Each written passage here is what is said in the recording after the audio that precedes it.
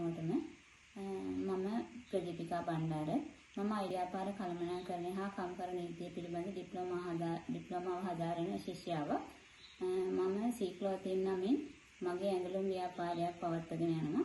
එහි සේවිකාවන් 7 දෙනෙක් පමණ වැඩ කරනවා.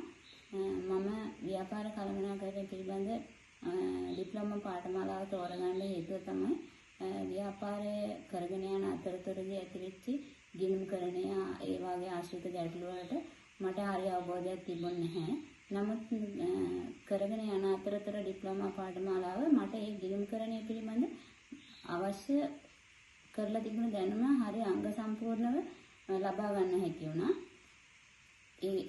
ඒ සමගම මේ කම්කරු නීතිය පිළිබඳව මේ ඇත්ත වශයෙන්ම කියනවා නම් එහෙම මේ විශේෂ දැනුමක් තිබුණේ නැහැ.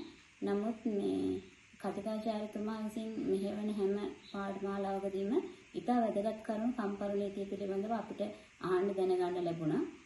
ඉතින් මම හිතනවා මේ පාඨමාලාව හදාරන හැම ශිෂ්‍යයාවකටම ඒව ඉතාම වැදගත් වෙන්න ඇති කියලා. ඒ වගේම මම ආරාධනා කරනවා අනාගතයේදී මේකට එකතු වෙන්න ඉන්න හැම ව්‍යවසායකයෙකුටම අපහා එක් වෙන්න කියලා. ඇතුළු මණ්ඩලය ඇත්තටම ඒක සුවිශේෂීව අපිට කියලා දෙනවා. අපි ව්‍යවසායකයින් විදිහට අපේ ඉදිරි ගමන යන්න ගොඩාක් පිටුහල් වෙනවා මේ ව්‍යාපාර කළමනාකරණය හා කම්කරු නීතිය පිළිබඳ උසස් ඩිප්ලෝමා පාඨමාලාව. ඔබ හැමෝටම ගොඩක් ස්තුතියි.